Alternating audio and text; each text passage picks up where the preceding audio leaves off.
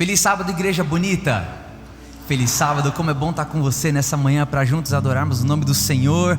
Um feliz sábado para você que nos acompanha de casa também, que o Santo Espírito se faça presente aí com você, a cada canção, a cada palavra dita, que você seja também abençoado em nome de Jesus.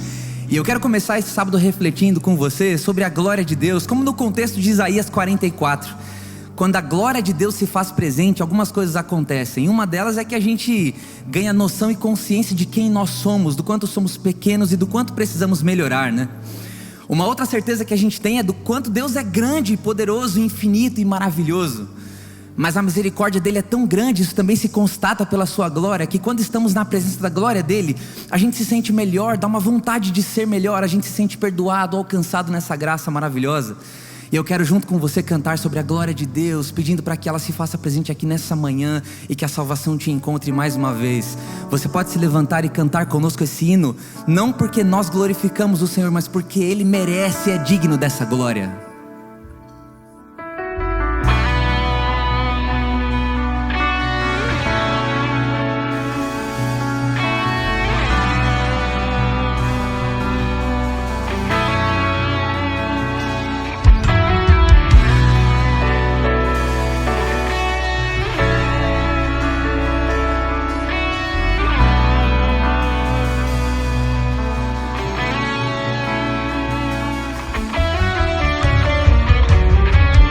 Juntos cantam.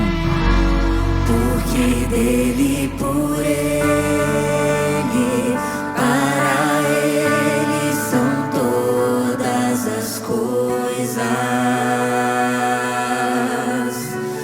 Porque dele, por ele, para ele são todas as coisas.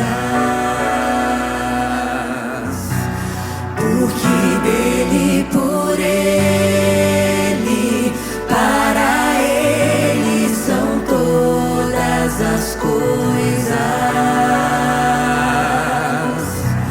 Porque dele, por ele, para ele são todas as coisas. Posso ouvir a igreja de Deus? Cante. A ele a glória, a Ele.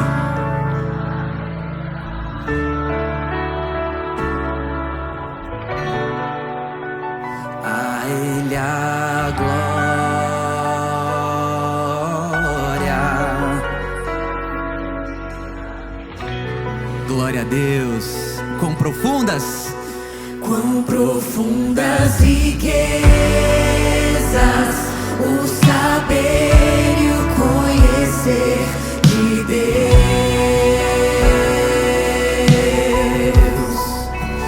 Quão insondáveis seus juízos e seus caminhos. Quão profundas riquezas, o saber e o conhecer de Deus.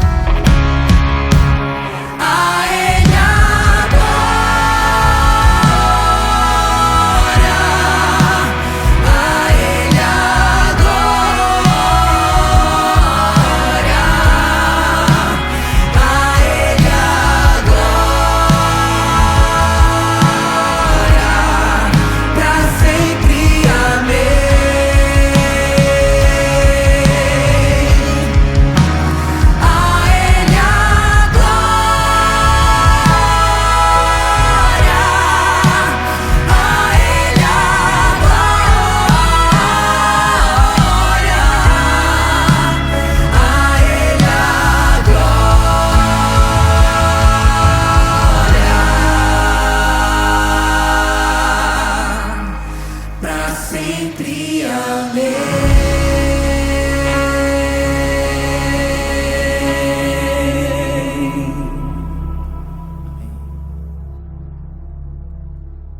A Bíblia nos diz que eu e você fomos criados com um propósito específico. E esse propósito é glorificar a Deus. Isaías 43:7, Deus diz que todos aqueles quanto Ele chamou, Ele criou para a sua glória. Muito provavelmente seja baseado nessa ideia e em tudo aquilo que compreendia de Deus que Paulo escreveu em sua primeira carta aos Coríntios, no capítulo 10, verso 31. Quer coma, quer beba, ou faça qualquer outra coisa, fazei tudo para a glória de Deus. Glorificar a Deus não tem só que ver com um mero assentimento cognitivo, entender e saber que eu devo glorificar a Deus. Não. Deus espera que isso desague, que isso redunde nas minhas e nas suas ações. Tem que ver com ações, pensamentos, com atitudes. Mas ontem, quando me deparei com uma notícia de uma violência sexual cometida contra uma garota de 13 anos, por 48 horas, um grupo de homens, ao me deparar com a notícia do acidente que houve com o avião na semana passada, aqui no nosso estado, eu fiquei pensando, será que eu consigo glorificar a Deus em meio às lutas, às provas, às dificuldades? Como glorificar a Deus em meio ao sofrimento? Como eu e você podemos glorificar a Deus quando perdemos um ente querido? Quando um diagnóstico chega a nós, uma notícia ruim? A Bíblia traz essas respostas para mim e para você. E no livro dos Salmos, o capítulo 119, o maior capítulo da Bíblia, como você sabe, o capítulo que exalta o poder da palavra de Deus, no versículo 50 está escrito assim: o que me consola na minha angústia é isto, que a tua palavra me vivifica. O que me consola no sofrimento é que na tua palavra eu encontro poder para prosseguir. Nesse momento eu convido você a se ajoelhar, para que possamos pedir a Deus que nos conceda este poder.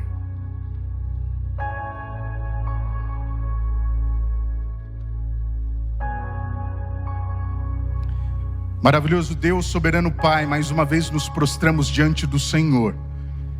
E ao fazê-lo, nós fazemos em atitude de humildade. E também em reconhecimento de quem és, demonstrando que nós exaltamos, glorificamos e louvamos o Teu excelso nome. Maravilhoso Deus e Pai, obrigado pelas poderosas e maravilhosas promessas que encontramos em Tua palavra.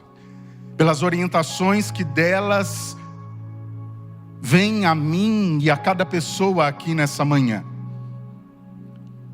Mas bom Deus e Pai, além das promessas, a Bíblia revela para todos nós que vivemos em um mundo de pecado. E como consequência disso, até que o Senhor volte, nós nos depararemos com momentos de tristeza, dor e sofrimento.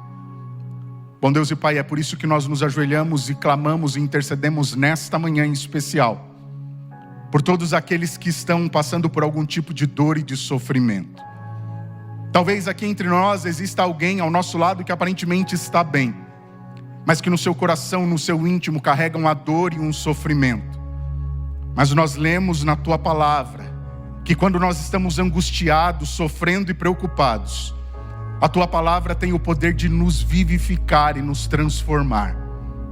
Nós queremos, Senhor, entregar tudo aquilo que nos angustia em Tuas mãos e suplicar ao Senhor que enquanto estamos aqui adorando ao Senhor, a Tua palavra se manifeste poderosamente em nossa mente, em nosso coração, para que assim sejamos fortalecidos e encorajados a caminhar com a certeza de que Tu estás conosco até a Sua volta. Nos abençoe e guarde, suplicamos em nome de Cristo Jesus. Amém. A Ele a glória,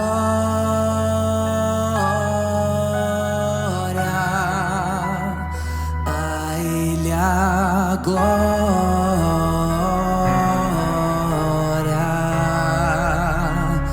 a Ele a glória,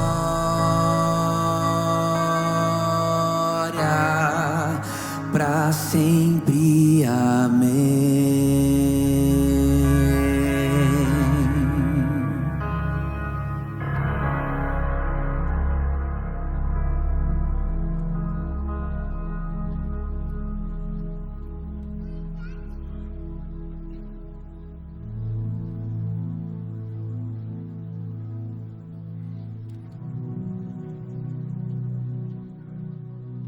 Alô? Fidelidade. Quantas histórias nós podemos encontrar na Bíblia sobre fidelidade?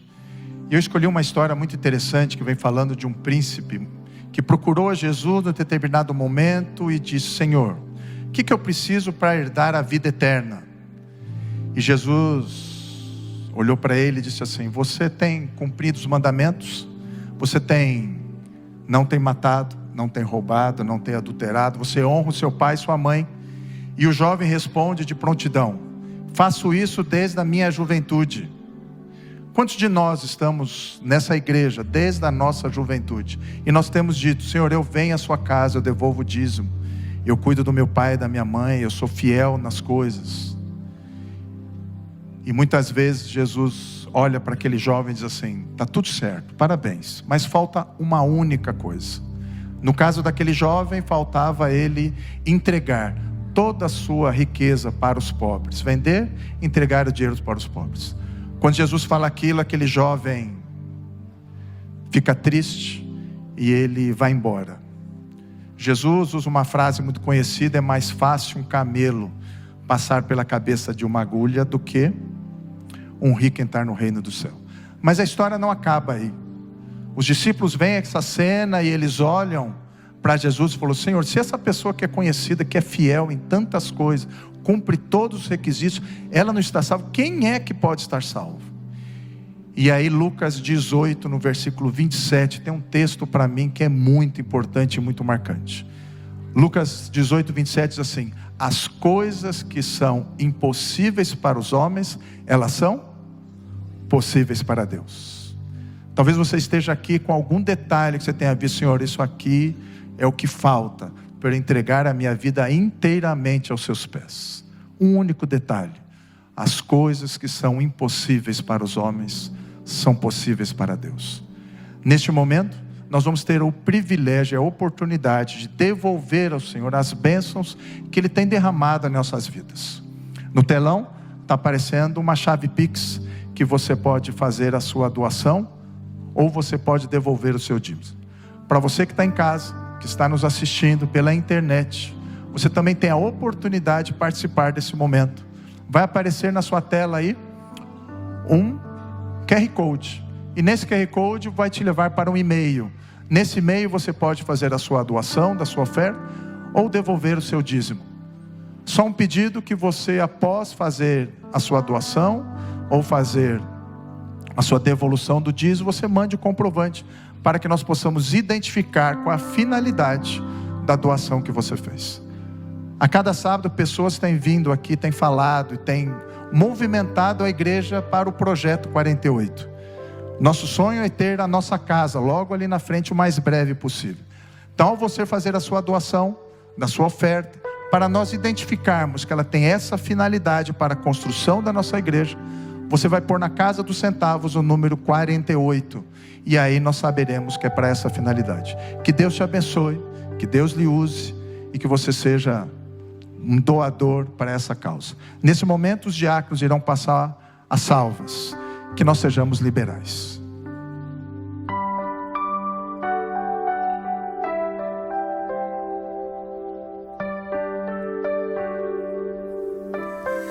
Sei que estás aqui, Senhor. Podes perceber quem sou. Podes ver se há em mim um verdadeiro adorador. A minha oferta eu ofereço a ti, Deus meu, pra reconhecer que nada tenho, tudo é teu. Quero te adorar, ainda que a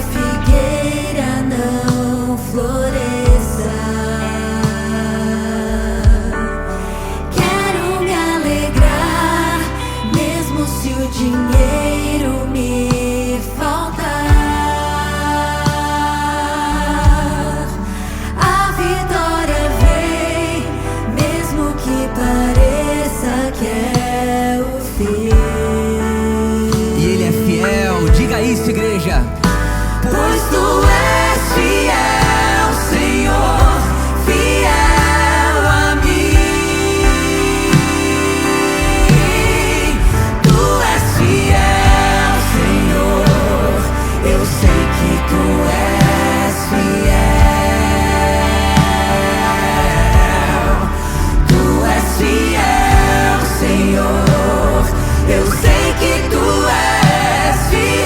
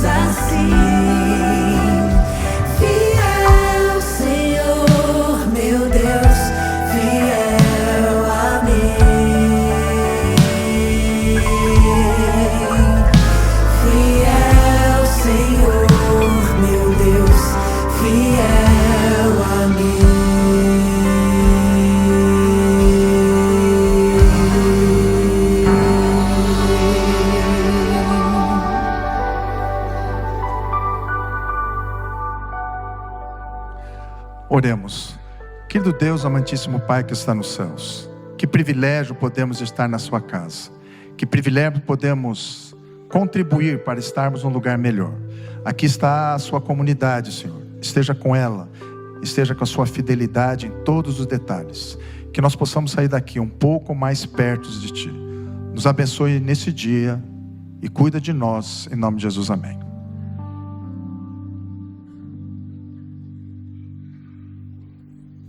A Bíblia diz pra gente, ela nos encoraja a provarmos o Senhor, para que a gente veja o quanto Ele é bom. E eu quero que você se levante, porque a gente vai cantar constatando da bondade desse Deus em nossa vida. Eu quero que você cante com toda a energia do teu coração. Pode se levantar e cante.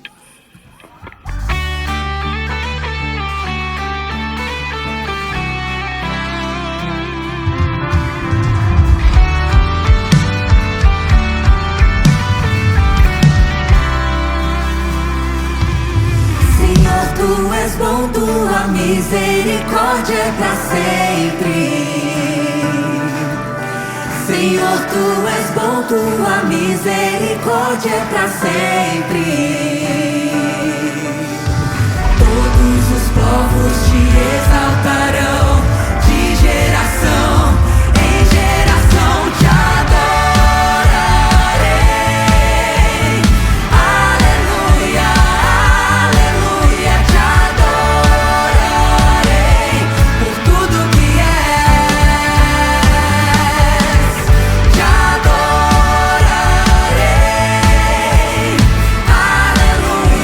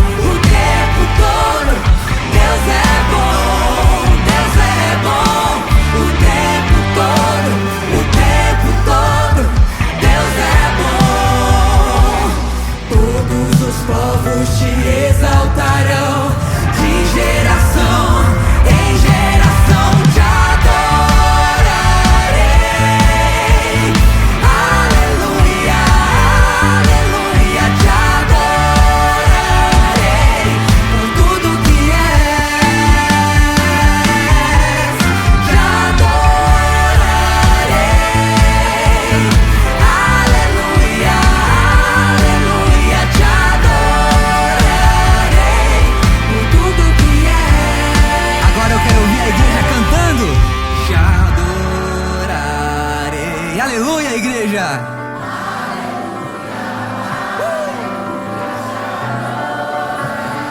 Por tudo, aleluia, Te adorarei, aleluia, aleluia, te adorarei, por tudo que és, por tudo que és, por tudo que és, Deus é bom.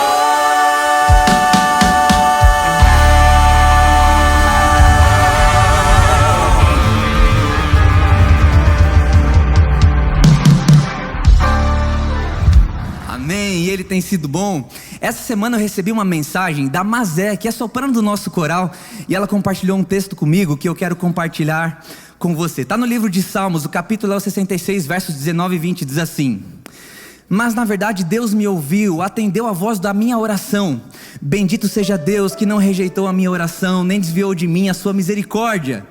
Eu recebi essa mensagem e ela completava dizendo assim, de que Deus, Ele é o maior interessado em nos salvar. Ele é mais interessado em nos salvar do que a gente mesmo. E Mazé, se você estiver aqui, eu queria te dizer que essa mensagem me abençoou muito nessa semana, porque eu li e eu me senti salvo por Jesus mais uma vez. Muito obrigado por isso. E eu quero cantar sobre a vontade de Deus junto com você, porque Ele é bom, Ele sabe o melhor pra gente, e o plano dEle sempre é para nos salvar. Cante dessa verdade junto com a gente. Deus é Deus.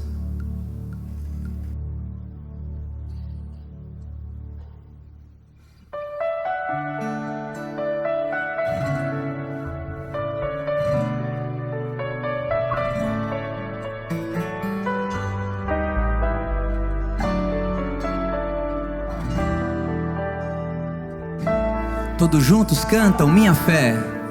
Minha fé não está firmada nas coisas que podes fazer. Eu aprendi a te adorar pelo que és. Dele vem o sim, o amém. Somente dele, mais ninguém. A Deus seja o louvor. E agora a igreja canta. Se Deus fizer.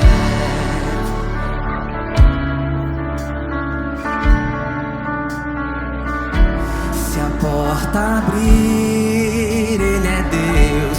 Mas se fechar, continua sendo Deus. Se a doença vier,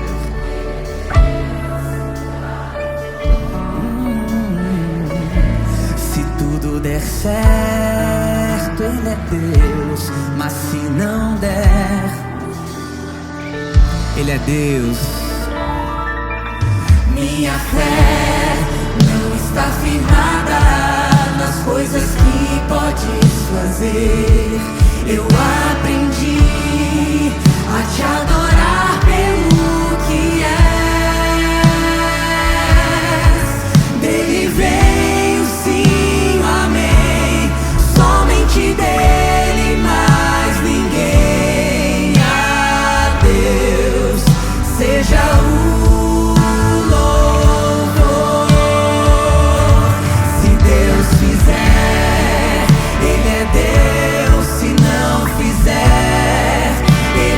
Deus, se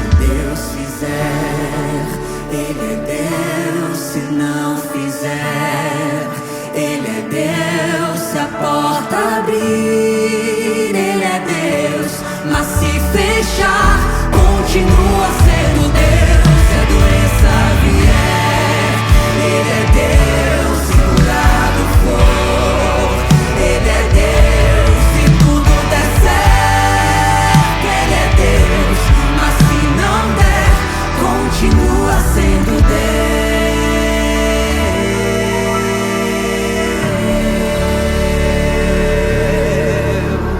Amém, amém. Ele é Deus, igreja. Amém, amém, amém.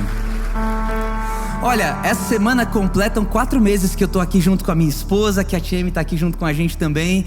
E a gente se sente em casa junto com vocês aqui já, porque vocês são amáveis, carinhosos, e a gente já compartilha amor aqui de um jeito muito especial, e eu sou grato a Deus por isso. Mas uma das razões, talvez a mais importante, pela qual a gente se sente em casa aqui, é pela presença de Deus, esse poder gravitacional que nos une uns com os outros.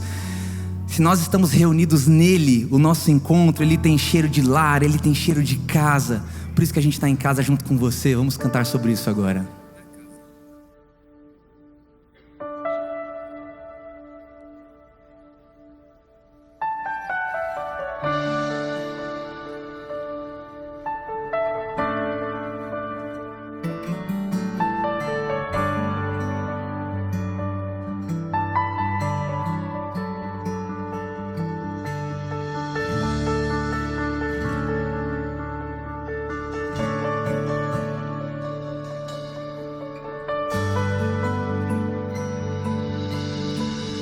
Todos juntos? Fui convidado à mesa, larguei minhas defesas e vim reconhecer, não merecia estar aqui. Comigo eu trouxe amigos, felizes ou feridos, gente que escutou esse chamado e aceitou. E é tão bom saber que há lugar aqui. A graça nos chamou à mesa do Senhor. E a igreja canta. Há lugar na casa. Quando estamos juntos, nosso encontro é casa de Deus Pai, a esperança na casa. Reunidos nele, nosso encontro é casa de Deus Pai.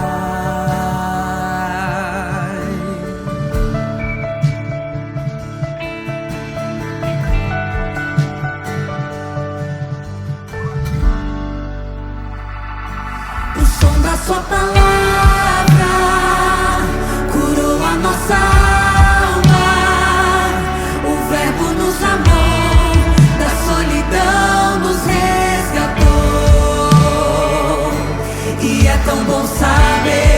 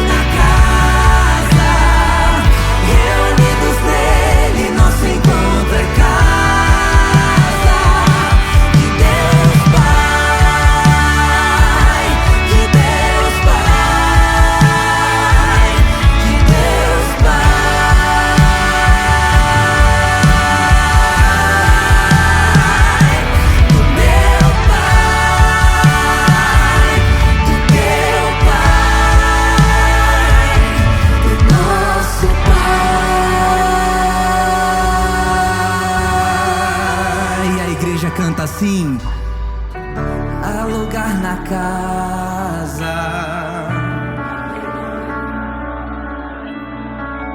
Quando estamos juntos, nosso encontro é casa. Amém, todos juntos. A esperança na casa, recomeço na casa, reunidos nele, nosso encontro é casa de Deus Pai.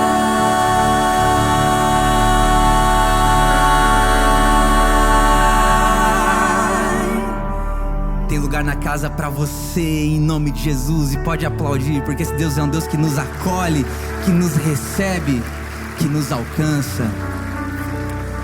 Canta comigo mais uma vez assim, ó. Há lugar na casa.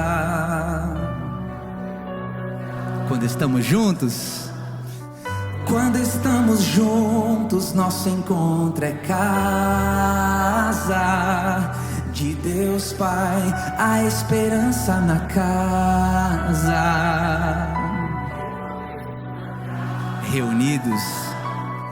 reunidos nele, nosso encontro é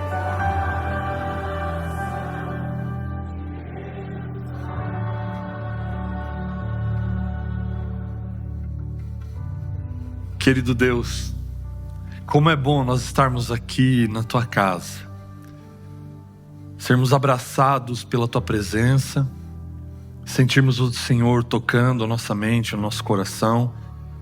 E agora estamos preparados, ó Pai, para ouvirmos a Tua voz, a Tua palavra. Fala ao nosso coração, toca a nossa vida e nos abençoa, em nome de Cristo Jesus. Amém.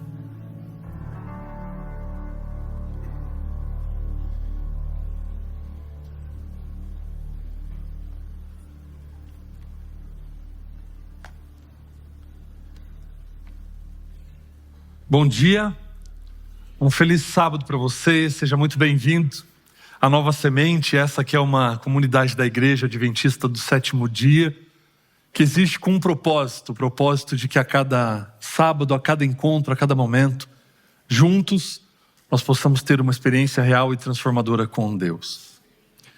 E antes de começarmos a mensagem, a reflexão dessa manhã, eu tenho um anúncio muito especial para fazer para você, que é sobre a nossa classe de estudos da Bíblia Começos. Hoje nós começamos a classe presencial aqui hoje à tarde. Então hoje às 15h30, você que já fez a sua inscrição, tem um compromisso para estar aqui no começo da nossa nova temporada, na temporada do segundo semestre de 2024.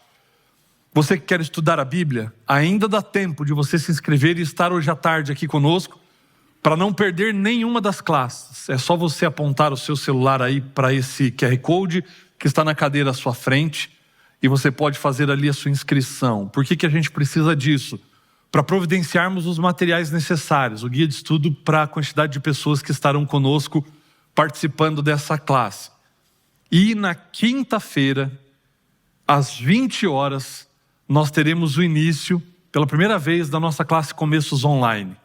Se você não consegue estar aqui no sábado à tarde, você pode participar dela online todas as quintas-feiras, a partir dessa próxima quinta, às 20 horas.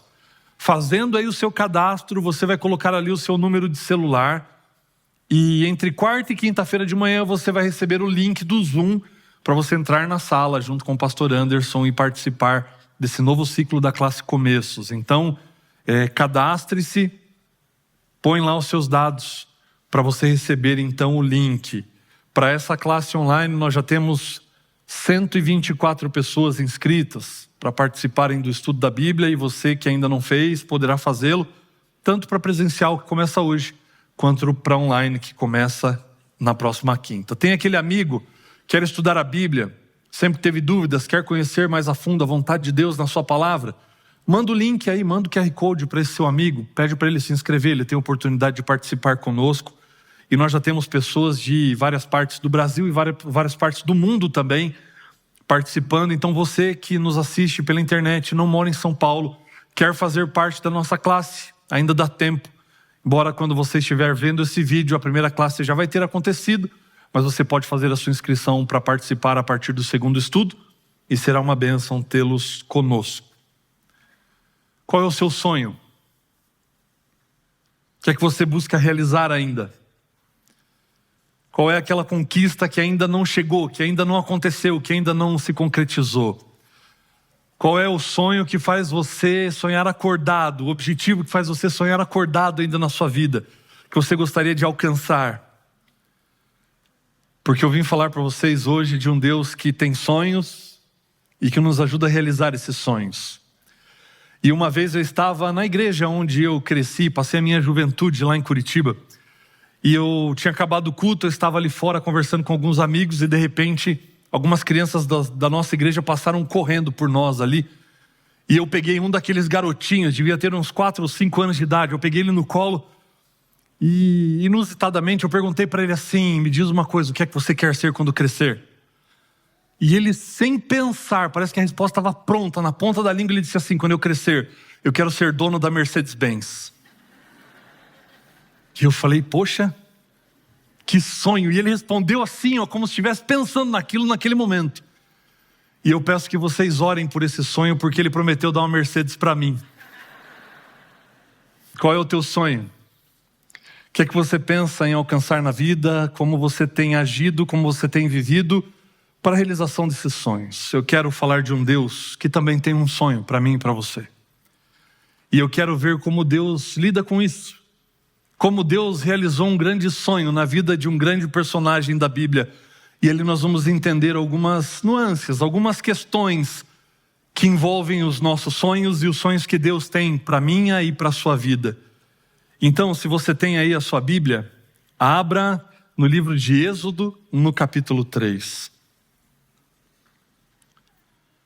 Livro de Êxodo, no capítulo 3.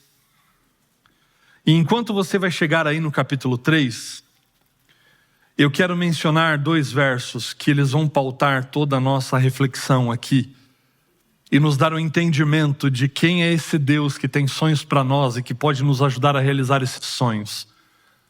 Porque em Efésios capítulo 3, versículo 20, Paulo vai nos dizer o seguinte: ora, busca, pede àquele que é poderoso para fazer quanto mais? Infinitamente mais. A Bíblia não está dizendo para a gente orar para aquele que pode fazer um pouco mais, nem muito mais. A Bíblia está dizendo para nós orarmos e pedirmos e colocarmos a nossa vida nas mãos daquele que é capaz de fazer infinitamente mais. E Moisés vai aprender isso na sua experiência pessoal com Deus.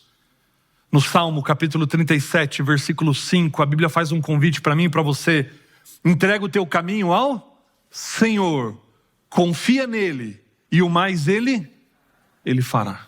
E o mais Ele fará. Você já entregou o seu caminho ao Senhor? Os sonhos que você tem na sua vida já foram entregues ao Senhor? Você já submeteu esses sonhos e essas expectativas que você tem ao Senhor? E sabe que às vezes algumas coisas não acontecem na nossa vida porque nós não pedimos e não oramos da maneira como nós deveríamos orar.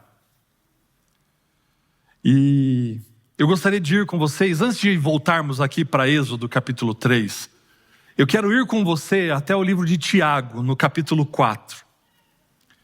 Então deixa marcado Êxodo 3, que a gente volta para cá, mas vai comigo lá para o livro de Tiago. Tiago capítulo 4. Lá já para o finalzinho da sua Bíblia, depois do livro de Hebreus, você vai encontrar ali o livro de Tiago. Tiago, capítulo 4. Aqui no capítulo 4 de Tiago, ele vai começar os primeiros versos do capítulo dizendo: vocês pedem e não recebem porque pedem mal, para esbanjar os próprios prazeres, quando na verdade vocês deveriam submeter tudo à vontade de Deus. E é isso que ele vai deixar claro a partir do verso 13. Porque Tiago vai dizer o seguinte: escutem agora vocês que dizem: hoje ou amanhã iremos para tal cidade, lá passaremos um ano e faremos negócios e teremos lucros. Você não sabe o que acontecerá amanhã. O que é a vida de vocês? Vocês não passam de uma neblina que aparece por um instante e logo se dissipa.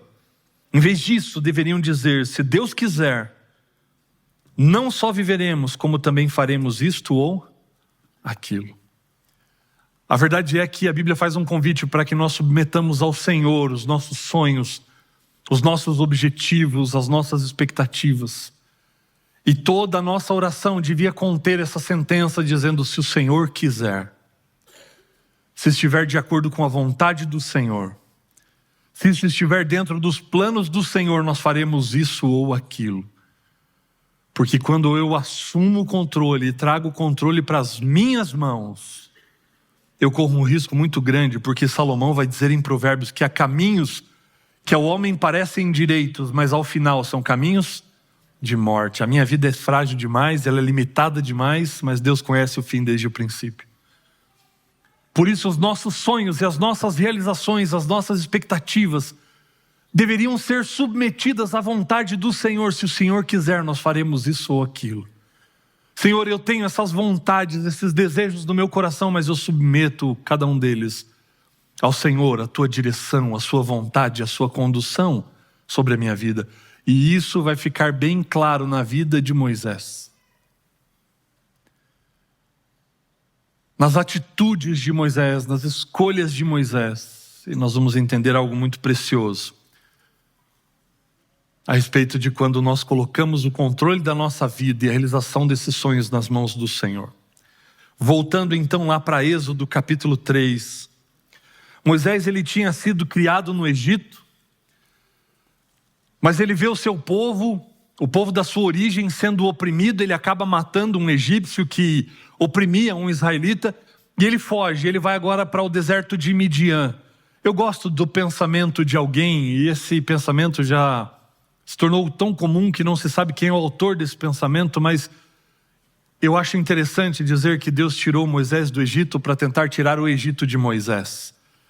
E para esse processo de restauração, porque Moisés tinha crescido no Egito, ele tinha sido educado no Egito, ele tinha cursado as faculdades do Egito, ele tinha muito do Egito na sua vida, e agora 40 anos no deserto de Midian, para poder ter a sua mente restaurada, para poder passar por esse processo de se desvincular de tudo aquilo que ele tinha recebido no Egito.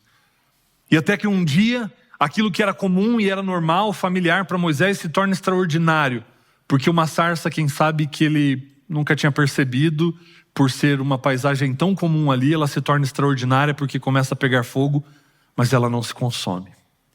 E do meio da sarça, Deus vai falar com Moisés. Deus vai dizer: Moisés, tira a sandália dos pés, porque esse lugar é santo. E ali Deus vai plantar um sonho no coração de Moisés. Moisés que vivia uma vida pacata, Moisés que fazia as mesmas coisas todos os dias, pega a ovelha, leva a ovelha para pastar, volta a ovelha para o aprisco, cuida das ovelhas, aquilo lá por 40 anos, e de repente a vida dele vai se tornar extraordinária, porque Deus vai trazer um novo sentido para a sua vida. E é isso que acontece quando nós temos um encontro verdadeiro com o Senhor. Ele traz novo propósito, novo sentido, novo significado para a nossa vida. Nós passamos a existir por algo muito maior, por algo muito melhor, por algo que tem impacto não só para essa vida, mas para a eternidade. E Moisés se depara com aquilo, Deus se manifesta, e Deus vai trazer um novo sentido para a vida de Moisés. Deus vai plantar um sonho na mente e no coração de Moisés. E esse sonho vai ser descrito em Êxodo capítulo 3, a partir do verso 7. E ali nós lemos assim: Então o Senhor continuou: certamente vi a aflição do meu povo que está no Egito, e ouvi o seu clamor por causa dos seus feitores. Conheço o sofrimento do meu povo, por isso desci a fim de livrá-lo das mãos dos egípcios, e para fazê-lo sair daquela terra, e levá-lo para uma terra boa e ampla, a terra que mana leite e mel, o lugar do cananeu, do Eteu, do Amorreu, do Ferezeu, do Eveu e do Jebuseu. Pois o clamor dos filhos de Israel chegou até mim, e também vejo a opressão com que os egípcios os têm oprimido.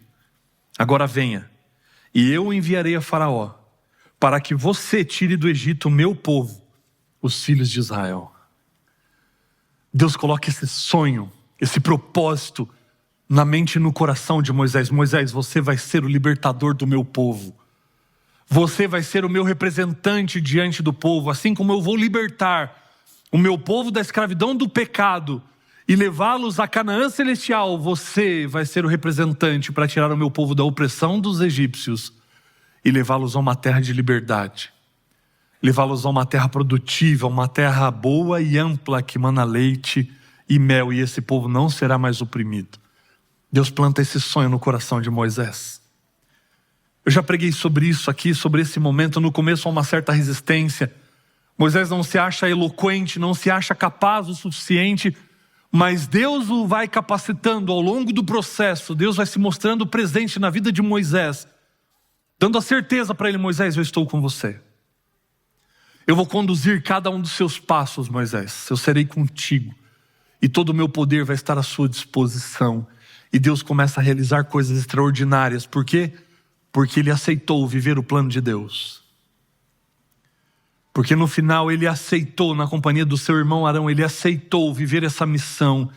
Ele aceitou que Deus conduzisse a sua vida e realizasse nele aquilo que Deus pretendia para a sua vida. E ele entendeu que Deus era quem precisava fazer o que faltava nele.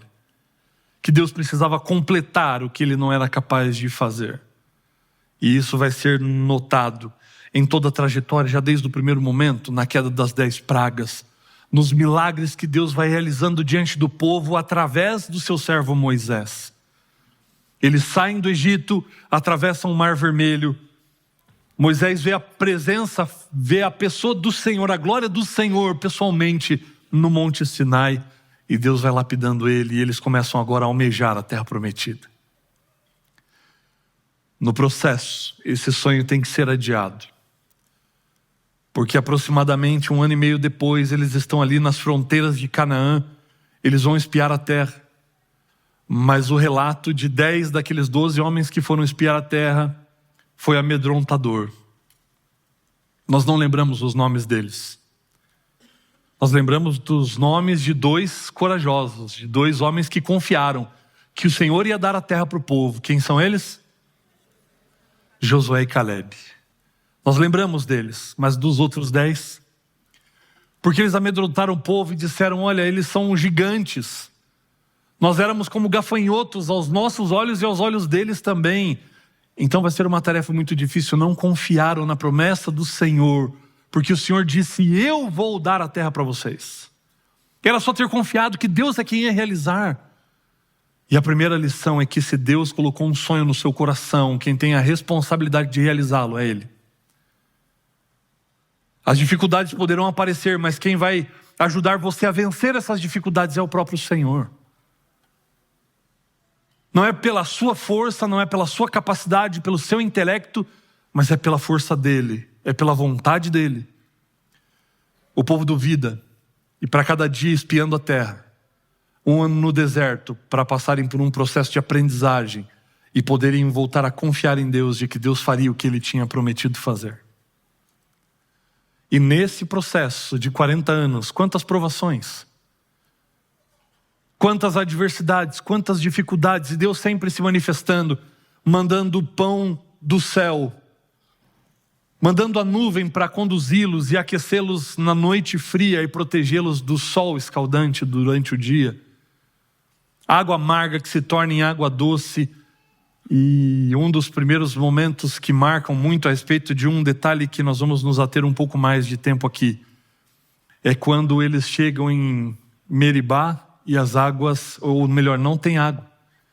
E agora eles clamam ao Senhor e Deus diz para Moisés: Moisés, bate na rocha e a rocha vai dar água. E Moisés obedece. Moisés bate na rocha e da rocha Deus faz sair água para saciar a sede do povo. Mas agora eles estão em Refidim e nós vamos até Números capítulo 20.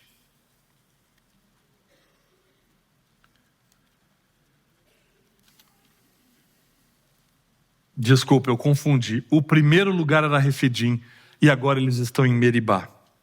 Números capítulo 20. Eles estão em Meribá e o povo não tem água para beber.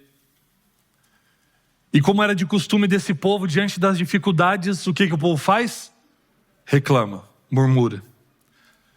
E aí Moisés clama ao Senhor, mas Moisés já estava praticamente há 40 anos conduzindo esse povo reclamão. Aqui eles estavam muito próximos agora de conquistarem de fato Canaã, depois dos 40 anos vividos no deserto. E numa linguagem mais popular, Moisés estava até as tampas com o povo. Porque não era fácil ser líder desse povo, rebelde, reclamão. E não tem água. E o povo começa a murmurar, o povo começa a reclamar. E eles vão dizer, a partir do verso 5, só para a gente tomar o contexto, olha o tipo da reclamação deles, ou melhor, do verso, vamos ler antes aqui, verso 3. E o povo discutiu com Moisés dizendo: antes tivéssemos morrido quando os nossos irmãos morreram diante do Senhor. Por que vocês trouxeram a congregação do Senhor a este deserto para morrermos aqui, nós e os nossos animais? E por que vocês nos tiraram do Egito para nos trazer a este lugar horrível, onde não há cereais, nem figos, nem vinhas, nem romãs, nem água para beber? Essa era a reclamação do povo. E ao reclamarem com Moisés, na verdade o povo estava reclamando contra Deus. O povo estava murmurando contra Deus, porque Deus era quem os conduzia. O próximo texto vai dizer que Moisés clamou ao Senhor. E olha o que o Senhor disse no verso 7. O Senhor disse a Moisés: pegue o seu bordão e ajunte o povo, você e Arão, seu irmão. E diante do povo falem à rocha, e ela dará a sua água. Assim vocês tirarão água da rocha e darão de beber à congregação e aos animais. O que Deus pediu para Moisés fazer? Fala com a rocha. Lá em Refidim, bate na rocha. Agora, fala com a rocha. Por que numa Deus pediu para bater e noutra Deus pediu para falar? Bom, a melhor pessoa para dar essa resposta seria o próprio Deus. Mas o que a gente pode entender por todo o contexto bíblico é que Deus usou muitos momentos e símbolos para mostrarem a respeito de si, dos seus atributos, do plano da salvação. E talvez aqui a intenção de Deus de pedir para num primeiro momento bater e num segundo momento falar tinha um propósito. Propósito de Deus ser glorificado nisso, mas de uma verdade muito importante a respeito de Cristo ser expressada e revelada diante do povo. Quem é a rocha? Quem é a rocha? É Cristo, é Jesus. Ele é a rocha. E aqui, nessas duas rochas que resolveram o problema do povo, estava, quem sabe, uma representação daquilo que aconteceria na vida de Cristo e no nosso relacionamento com Ele. Porque num primeiro momento, a rocha deveria ser ferida. Assim como Cristo Jesus precisava ser ferido uma vez na cruz do Calvário para pagar o preço do pecado e garantir salvação para todos nós. Agora, tendo Ele sido ferido uma única vez e de uma vez por todas, Ele se torna a ponte, o caminho, o único mediador entre o homem e Deus. E agora nós podemos acessar a Deus não mais pelo sacrifício, mas pela intercessão de Cristo. Por isso, num primeiro momento é bate, num segundo momento é fala.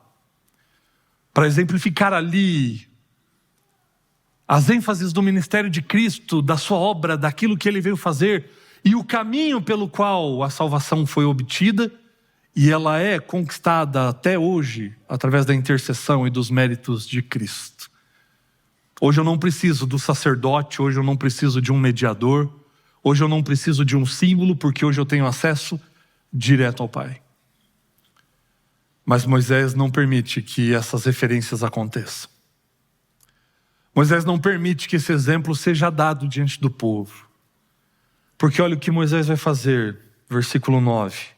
Então, Moisés pegou o bordão que estava diante do Senhor, como este lhe havia ordenado. Moisés e Arão reuniram o povo diante da rocha, então Moisés lhes disse: agora escutem, rebeldes. Será que teremos de fazer com que saia água dessa rocha para vocês? Você está percebendo o que aconteceu aqui?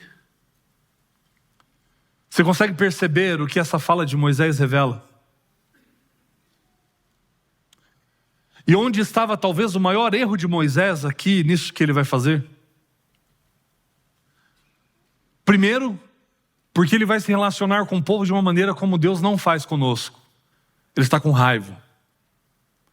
Ele está movido pelas suas paixões. E ele deixa tudo isso aflorar e diz: escutem, rebeldes. Ali ele já não estava representando de fato o Senhor diante do povo. E ele vai dizer: acaso teremos que fazer sair água da rocha para vocês? Mas ele está se referindo a quem ali? Acaso quem tem que fazer? Não, ele está se referindo a ele mesmo. Acaso eu e Arão temos que fazer sair água para vocês? Mas espera aí, foi Moisés e Arão que fez sair água da rocha da outra vez? Quem foi que fez? Aqui ele está tomando para si algo que só Deus poderia fazer, algo que caberia somente ao Senhor realizar. Movido por essas paixões, ele assume esse lugar e essa posição, como se ele tivesse resolvido todas as coisas, como se o povo só tivesse chegado onde chegou por conta dele, dos méritos dele, da capacidade dele.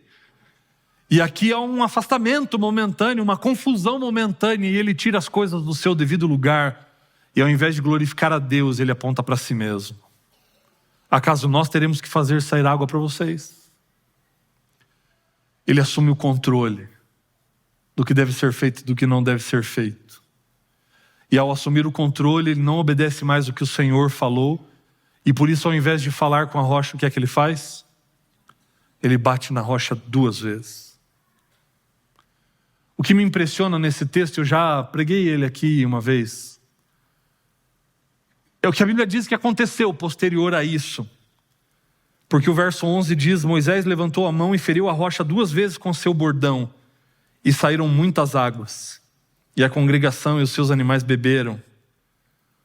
Interessante que quando Moisés vacila, quando Moisés erra, lá em Refidim, a Bíblia diz que Moisés bateu na rocha e saíram águas. Aqui a Bíblia diz que ele desobedeceu, bateu 2 vezes ao invés de falar, e saíram muitas águas. Esse é o Deus a quem nós servimos.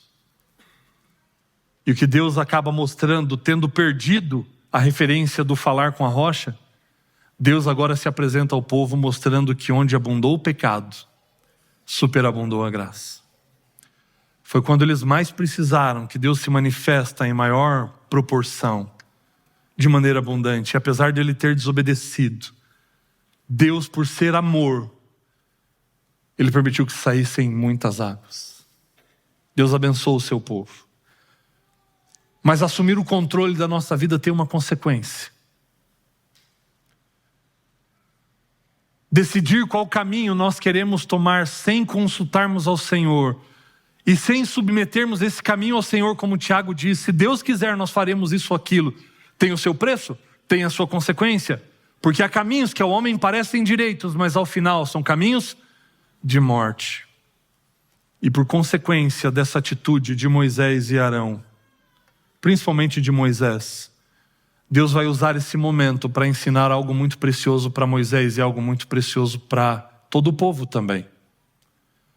Porque por consequência disso, como os demais do povo, quase 40 anos antes, tinham desconfiado ou não acreditado que Deus ia lhes dar a terra, e Deus permitiu que aquela geração toda morresse no deserto para não entrar em Canaã, Deus também deixa claro que Moisés ele não vai conquistar a terra por conta de não ter confiado. E o verso seguinte vai nos dizer isso. Versículo 12: mas o Senhor disse a Moisés e Arão: porque não creram em mim, para me santificarem diante dos filhos de Israel, vocês não farão entrar esse povo na terra que lhe dei. Existe uma condição para que Deus realize o seu sonho na nossa vida. E a condição é deixar Ele no controle. A condição é seguir as orientações que Ele nos der. Porque se é Ele quem vai realizar, o plano é dEle, então nós temos que cumprir a vontade dEle na nossa vida. Quando nós assumimos para nós essa prerrogativa, corremos um risco muito grande de apontarmos a nossa vida para um caminho de morte. E por que é que Deus faz isso? Porque só Ele sabe o que ia acontecer se essa repreensão não tivesse sido dada. Certamente Deus faz isso para a salvação de Moisés. E a sequência da história vai nos mostrar isso. Só Deus sabe, se não houvesse repreensão naquele momento, quais seriam as próximas decisões de Moisés, porque ele bateu na rocha, ele desobedeceu e ainda assim saiu água. Olha o perigo do outro momento em que ele precisasse intervir e agir. E talvez ele pudesse passar uma das maiores vergonhas da sua vida de Deus não realizar mais, porque ele teria sido movido pelas suas próprias paixões. Deus faz isso para poder salvar Moisés. Porque é com isso que Deus está preocupado e interessado. Sabe o que vai acontecer depois disso? A Bíblia não vai mencionar um momento específico onde Moisés faça uma oração de arrependimento, mas o que a Bíblia vai registrar depois desse momento sobre a vida de Moisés, o relacionamento dele com Deus, ela nos dá a entender que isso foi resolvido entre Moisés e o Senhor. Ele entendeu a repreensão. E esse é praticamente um dos únicos erros que nós vemos Moisés cometendo em toda a sua trajetória liderando o povo. Há uma clara reconciliação de Moisés com Deus. E Moisés, tendo entendido o perigo que ele correu ao ter assumido para si a prerrogativa de decidir sobre a sua vida, ele entrega de novo o seu caminho ao Senhor e permite que Deus lhe conduza cada um dos seus passos. E ele faz isso de tal maneira, a ponto de Deus pedir o que Deus pede em Deuteronômio, capítulo 34. Vai lá comigo.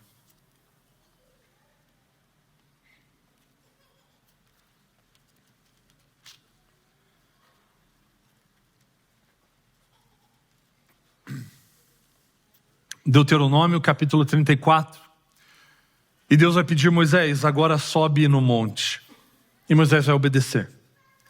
Moisés vai subir no monte e lá vai acontecer o que está registrado nesses versos. Deuteronômio, capítulo 34, a partir do verso 1. E ele diz assim: Então Moisés subiu das campinas de Moabe ao monte Nebo, ao alto do monte Pisga, que está em frente de Jericó.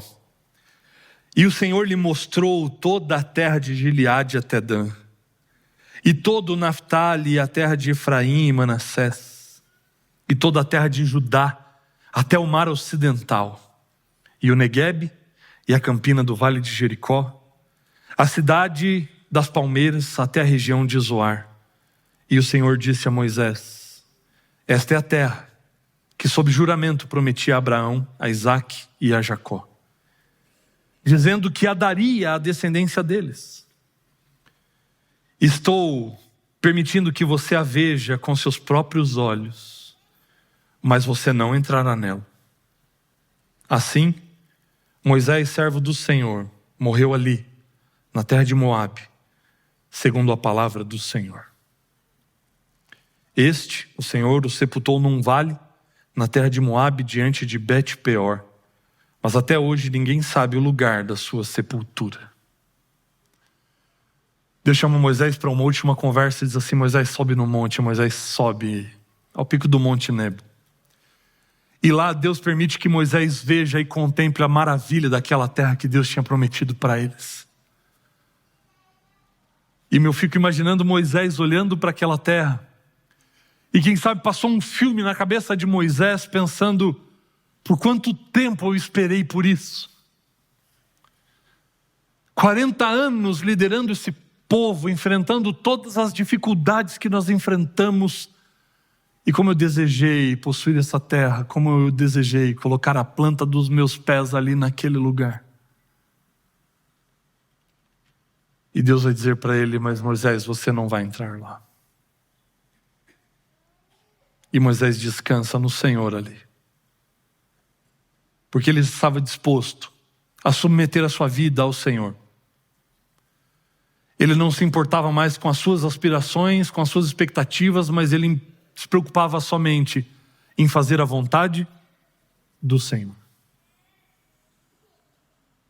E a vida de Moisés é um convite para mim e para você, porque essa sempre vai ser a melhor escolha, mesmo que nós não tenhamos todas as respostas e todas as explicações. Moisés não sabia o que aconteceria ali depois disso. Deus não tinha cochichado para ele dizendo: Moisés, fica tranquilo que eu tenho uma surpresa para você.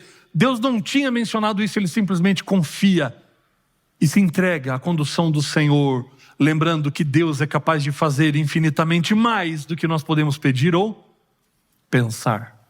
E é isso que Deus vai fazer na vida de Moisés. Porque o que Deus vai fazer na vida de Moisés é algo impensável para o ser humano. É de fato surpresas de um Deus que pode fazer infinitamente mais do que nós podemos pedir ou pensar. Porque aqui em Deuteronômio a Bíblia diz que Moisés morreu ali. Mas se você vai num livro antes do Apocalipse, no livro de Judas, no versículo 9, a Bíblia vai dizer que Miguel, que é o próprio Jesus, ele veio e ressuscitou Moisés. E Moisés foi levado ao céu. E como é que a gente sabe disso? Pelo que está escrito em Lucas capítulo 9. Vai lá comigo. Evangelho de Lucas, capítulo 9.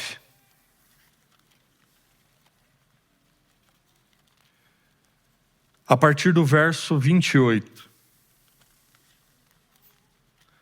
Lucas, capítulo 9, verso 28. E olha o que vai acontecer nesse relato aqui.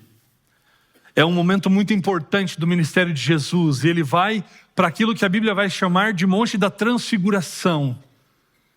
E lá Jesus vai acompanhado de Pedro, Tiago e João. E a Bíblia vai dizer que cerca de 8 dias depois de proferidas essas palavras, Jesus levou consigo Pedro, João e Tiago e subiu ao monte com o propósito de orar. E aconteceu que enquanto ele orava, a aparência do seu rosto se transfigurou e a roupa dele ficou de um branco brilhante. E eis que 2 homens falavam com ele. Eram Moisés e Elias, que apareceram em glória e falavam da morte de Jesus que ele estava para cumprir em Jerusalém. Aqui a divindade de Jesus se manifesta e se revela diante desses 3 discípulos. E eles podem ter o privilégio de ver algo extraordinário acontecendo, porque eles veem ali a presença de Moisés e de Elias. Moisés, que morreu e foi ressuscitado pelo anjo Miguel, e foi levado ao céu, representando aqueles que vão para o céu, tendo passado pela morte. E Elias, que não passou pela morte aqui na terra, mas foi levado ao céu numa carruagem de fogo. E eles estavam ali para animar Jesus, para dar ânimo e forças para Jesus, para que ele fosse até a cruz e cumprisse o plano da salvação. Mas sabe o que eu fico imaginando aqui, se você não entendeu ainda o que está acontecendo? E por que isso aqui é importante para tudo que a gente viu? É porque eu fico pensando que em algum momento em que Moisés e Elias estavam conversando com o Senhor Jesus, talvez Moisés tenha deixado Elias conversando com Jesus, e talvez ele tenha tomado um tempo para olhar para os seus pés e para olhar para o chão. E talvez o olhar de Moisés tenha avançado e ele começa a contemplar todo o monte onde ele estava ali com o Senhor Jesus e com Elias, e os olhares talvez tenham alcançado toda Jerusalém. E ele percebeu que ali, no momento mais importante do ministério de Cristo, para animar o seu Senhor e Salvador, Deus permitiu que ele colocasse os seus pés na Canaã terrestre também. Já estava bom demais. Ao invés de entrar na Canaã terrestre, ter entrado na Canaã celestial já era maravilhoso. Mas Deus pode fazer infinitamente mais do que nós podemos pedir ou pensar. E qual é o segredo para que Ele realize isso na minha e na sua vida? É confiar na direção do Senhor. É confiar nele, de que Ele pode fazer, de que Ele tem poder para fazer e para realizar. Porque já teria sido um final extraordinário Moisés ter ido para o céu. Mas como se isso não bastasse, Deus ainda permite que ele coloque os seus pés naquilo que ele ansiou por tanto tempo aqui, para dizer para Jesus: aguenta firme, porque se o Senhor não for até a cruz, nós teremos que deixar o céu que o Senhor preparou para nós. Esse é o Deus que tem sonhos e que pode realizar sonhos. Mas a condição para isso é que nós sigamos as orientações dele, a vontade dele, porque ele pode fazer. Como eu mencionei para vocês num sermão que fiz há algum tempo, Deus colocou no meu coração o sonho de ser um pastor. Não era o meu sonho, era o sonho que Ele tinha para a minha vida. Era a vontade que Ele colocou na minha mente e no meu coração. E eu quis ser muitas outras coisas ao longo da minha vida. Eu quis ser jogador de futebol, estava bem encaminhado para isso. Mas quando eu estava terminando o ensino médio, Deus, Ele colocou de novo e trouxe de novo no meu coração esse desejo de fazer teologia. E eu comecei a viver o sonho que Deus tinha para a minha vida. E aí já contei quando eu fui fazer a prova do vestibular e que eu tinha perdido a inscrição. Eu não sei quantos vão lembrar dessa parte da história, mas resumidamente, só para trazer todo mundo junto aqui para esse momento, eu tinha perdido a inscrição para o vestibular e, por uma manifestação de Deus, uma intervenção de Deus, no dia da prova o professor trouxe a prova para que eu a fizesse. E essa foi uma das primeiras batalhas, um dos primeiros desafios que foram vencidos. E eu fiz a prova para o vestibular, passei e ingressei no seminário para fazer teologia. Eu estava feliz porque ali eu estava vivendo o sonho que Deus tinha para mim. E as coisas estavam se encaminhando e estava dando tudo certo. Só que quando eu estava no 2º ano do teológico, meu pai ele faleceu. E aquilo que eu não conseguia de recursos financeiros na coportagem, o meu pai aportava e eu conseguia pagar o semestre e estudar. Mas no final do ano de 2002, meu pai falece e eu já não tinha mais essa ajuda, esse suporte. Tentei estudar ainda mais um semestre e falei, eu vou ficar devendo esse semestre. No meio do ano eu vou para a coportagem e tento conseguir o suficiente para pagar o semestre passado e o próximo. E continuar assim a realizar o meu sonho. Mas eu não consegui esse montante, eu tive que trancar a matrícula. E foi um dos momentos mais dolorosos durante toda essa trajetória do seminário. Ter que assinar o trancamento da matrícula. E eu voltei para casa perguntando, Senhor, e aí, mudou os planos? O Senhor não quer mais que eu seja um pastor, não quer mais que eu faça teologia, é para eu fazer outra coisa. Porque enquanto o Senhor não me disser isso claramente, eu vou continuar tentando, eu vou continuar buscando. E eu não ouvi uma resposta clara do Senhor, então eu trabalhei em alguns lugares nesse período tentando guardar dinheiro para voltar para o colégio, para o seminário, mas sem sucesso, porque o montante que eu precisava para o semestre era bem volumoso e significativo. Fui para a coportagem, trabalhei na escola adventista, trabalhei em outras empresas e nada. E os anos foram passando, 2003, 2004, 2005. E você tem um tempo para voltar para que aquilo que você fez não expire, né? E eu orava, Senhor, eu não estou conseguindo. De maneira que eu entendi que não seria pela minha força, pela minha condição. E eu disse, Senhor, se o Senhor quer que eu seja um pastor, o Senhor vai ter que pagar minha faculdade. Porque eu não tenho condições. Quem chama, quem convida, paga a conta, né? Então está na sua mão. E eu orava por isso. Mas não via muitas coisas acontecerem. E era final do ano de 2005.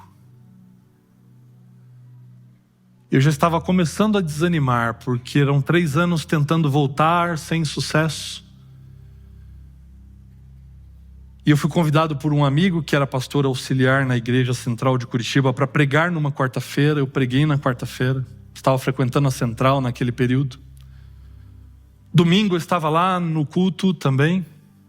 E eu me lembro que nesse domingo foi muito marcante para mim, porque eu só pensava em poder voltar para o colégio. Era praticamente mês de outubro e eu não tinha condições ainda de poder pensar em voltar para o colégio. Eu lembro que o culto terminou naquela noite, a igreja começou a se esvaziar e eu fiquei sentado no meio do auditório da igreja, com os braços cruzados, olhando para o nada e pensando, Senhor, mais um ano. Mais um ano que eu não vou conseguir voltar para o colégio. Será que o Senhor desistiu desse sonho? Não é mais para eu ser um pastor?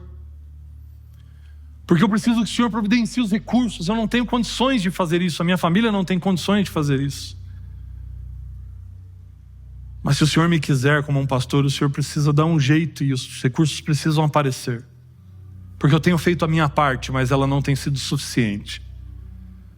E enquanto eu estava elevando meu pensamento diante do Senhor, um casal, do irmão Polói e da irmã Vera Marquardt, eles entram na fileira da frente E eles vêm andando e eles param em pé na minha frente. Eles olham para mim e perguntam: você que é o Igor? Eu falei: sou eu. Foi você que pregou quarta-feira? Eu falei: foi eu. E eles disseram assim: na quarta-feira Deus falou com a gente. E Ele pediu para eu vir aqui dar um recado para você. Eu falei: e qual foi o recado de Deus para vocês? Ela disse: Deus falou para mim que você vai ser um pastor. E Ele pediu para a gente ajudar você. Então pode preparar suas coisas, porque em janeiro você vai estar lá no NASP de novo. E eles me ajudaram. A irmã Vera reuniu várias amigas. Cada uma contribuía com um valor mensal, e esse valor era o suficiente para eu pagar a faculdade e o internato. E eu voltei para o colégio no ano de 2006. Por conta do integrado que eu tinha feito, eu levei mais 4 anos para terminar. Porque eu fazia teologia e administração, não tinha feito todas as matérias ainda.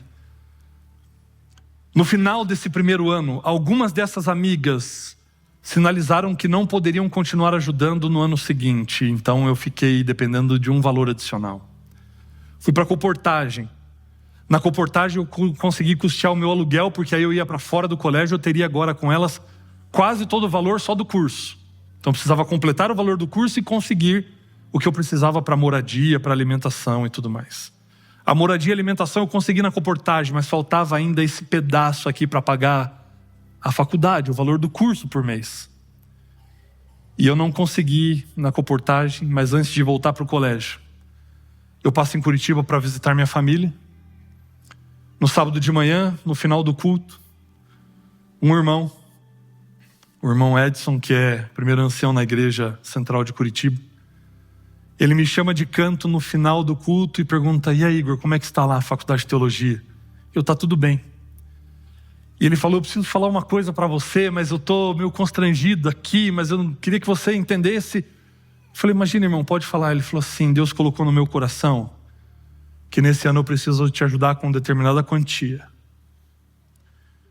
E a quantia que ele disse era exatamente a quantia das pessoas que tinham parado de ajudar e que completaria exatamente o valor do pagamento do curso. E foi assim durante todo o segundo ano do seminário. Agora, para o terceiro ano da faculdade, as amigas da Vera que ajudavam, elas pararam completamente de ajudar. E agora eu precisava desse outro montante, que era uma parte significativa. Fui para a comportagem. Na comportagem eu consegui garantir a moradia, a alimentação, recurso para os livros, para o material, mas não consegui para pagar a faculdade, esse pedaço que faltava.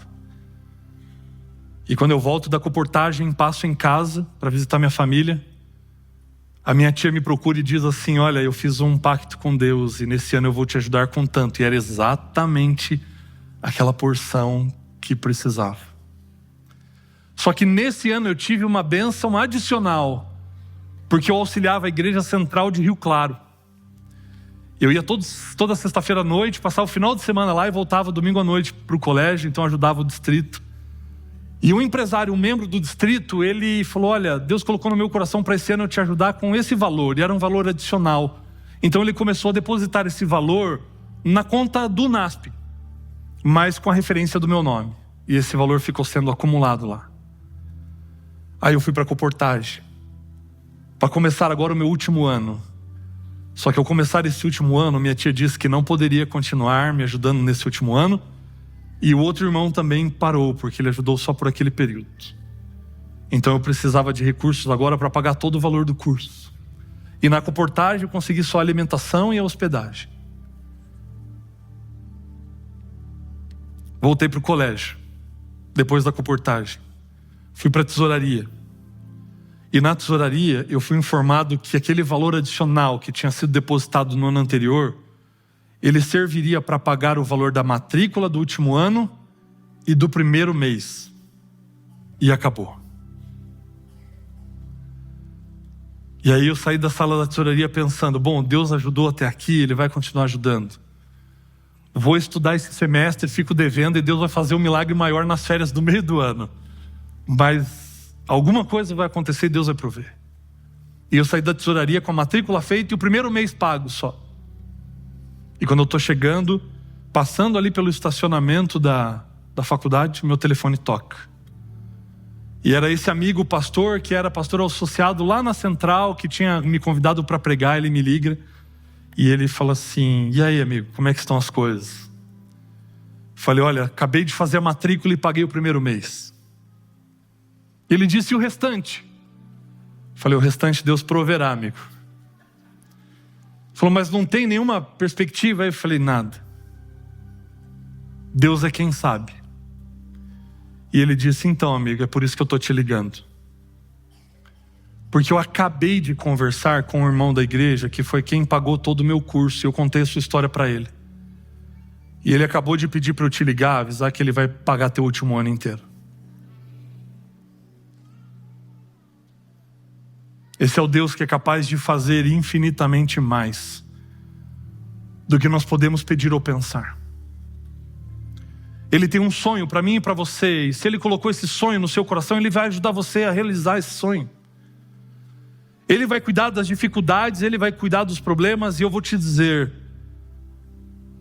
o seminário, passar esse tempo ali no curso de teologia, se tornou o pior lugar que eu já estive na minha vida, mas também o melhor deles. Porque ali eu passei talvez as maiores provações que eu já passei na vida. Mas ali eu vi os maiores milagres acontecendo também. Essa foi uma outra faculdade que você não aprende na sala de aula, sentado na carteira. Ali eu aprendi a não me desesperar diante das adversidades da vida.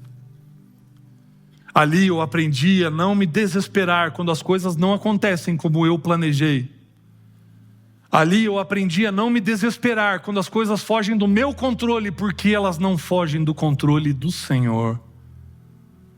E mesmo que eu venha a errar no caminho, mesmo que de repente até agora você tenha andado de acordo com as suas vontades, com as suas decisões, assim como Moisés que errou, é tempo de se reconciliar com o Senhor e entregar o controle da sua vida para Ele.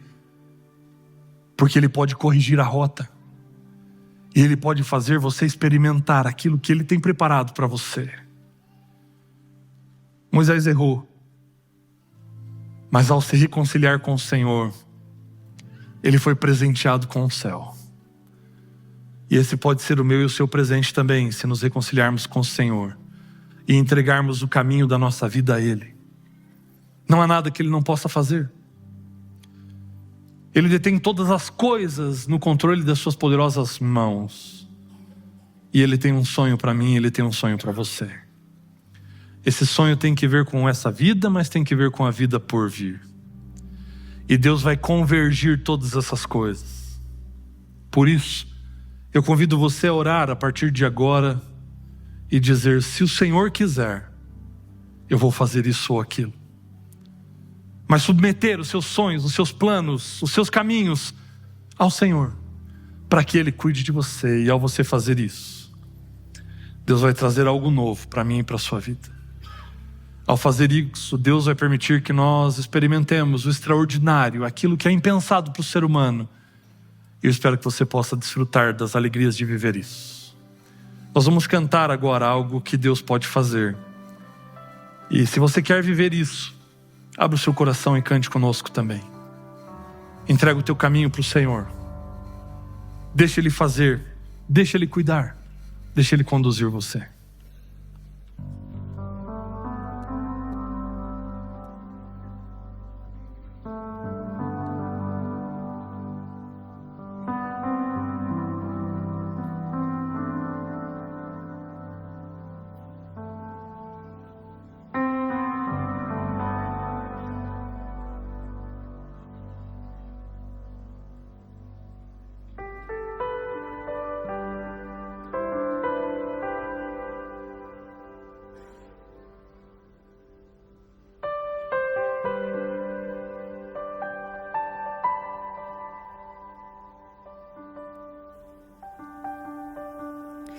Vem me visitar hoje aqui. Quero conhecer mais de ti. Espírito vem, Espírito vem, Espírito Santo Espírito vem, Espírito vem, Espírito Santo. Eu quero viver. Eu quero viver algo novo. Faz meu coração arder de novo, fazendo todo medo desaparecer, trazendo sobre mim um novo amanhecer. Eu quero viver algo novo. Vem me visitar hoje aqui. Quero conhecer mais de ti. Espírito vem, Espírito vem, Espírito Santo. Espírito vem, Espírito vem, Espírito Santo. Espírito vem, Espírito vem, Espírito Santo. Espírito vem, Espírito vem, Espírito Santo. Eu quero viver algo novo. Faz meu coração arder de novo, fazendo todo medo desaparecer, trazendo sobre mim um novo amanhecer. Eu quero viver algo novo. Eu quero viver. Eu quero viver algo novo. Faz meu coração arder de novo, fazendo todo medo desaparecer, trazendo sobre mim um novo amanhecer. Eu quero viver algo novo.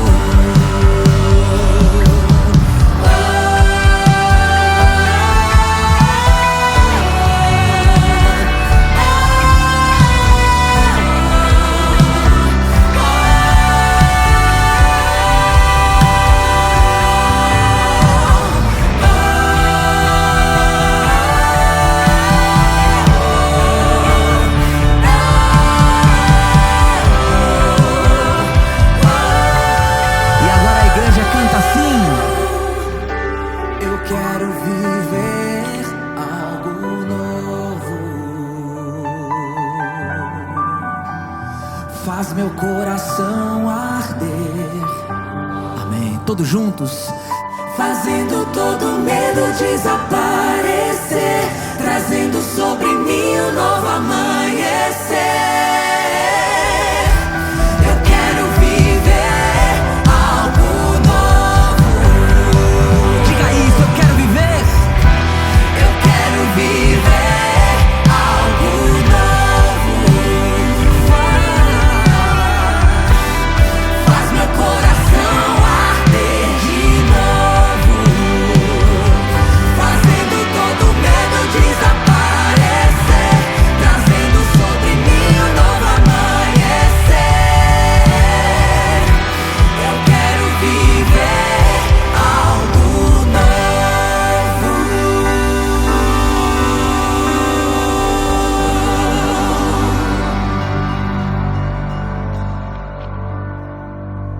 Querido Deus, muito obrigado porque o Senhor nos visitou hoje aqui para encher o nosso coração de propósito, de significado e para lembrar a cada um de nós que o Senhor tem um plano para a nossa vida. E esse plano, embora por caminhos diferentes enquanto vivermos aqui, tem o objetivo de que todos nós alcancemos o maior de todos eles, que é a vida eterna em Cristo Jesus. Por isso nós entregamos o controle da nossa vida em Tuas mãos, para que o Senhor realize em nós o Teu querer, para que a Sua vontade se faça soberana na nossa vida para que o Senhor nos conduza pelo caminho que vai nos levar à salvação. E se nesse caminho for preciso e for necessário a repreensão, que o Senhor nos repreenda, ó Deus, com o teu amor incondicional, para a nossa salvação, para o nosso crescimento, para a nossa educação na justiça. Mas que a tua mão poderosa jamais se aparte da nossa vida e do controle do nosso caminho. Cuida de nós, ó Deus, e realiza o teu sonho, o teu propósito. E que nós possamos viver em função desse sonho também. Do sonho da eternidade. Do sonho de desfrutarmos das alegrias do céu com o Senhor para todos sempre. E nós oramos ao Senhor, que é capaz de fazer infinitamente mais do que podemos pedir ou pensar. Então toma a nossa vida, o nosso coração, e conduza cada um de nossos passos para a tua honra, para a tua glória e para a nossa felicidade, em nome de Cristo Jesus. Amém. Essa é a Nova Semente, experiência real e transformadora com Deus, e que você tenha na presença dele um bom restante de sábado. Amém.